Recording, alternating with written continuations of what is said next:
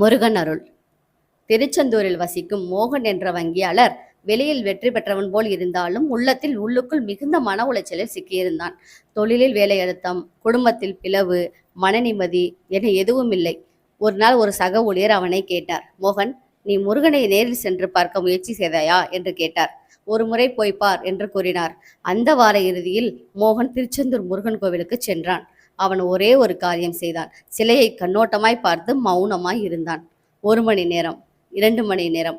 அவன் கண்களில் தானாகவே கண்ணீர் வந்தது. அவன் நெஞ்சத்தில் ஒரு மென்மையான வார்த்தை தோன்றியது.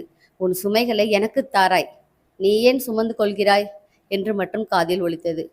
அந்த நாள் முதல் மோகனின் வாழ்க்கையில் அமைதி வந்து சேர்ந்தது. அவனது குடும்பம் மீண்டும் இணைந்தது. வேலை அழுத்தம் குறைந்தது. மனதுக்குள் ஒளி வந்தது. அவன் அனைவரிடமும் சொல்வது ஒன்றே, முருகனிடம் உரையாட சில சமயம் சொற்கள் தேவையில்லை. உண்மையான பக்திக்கு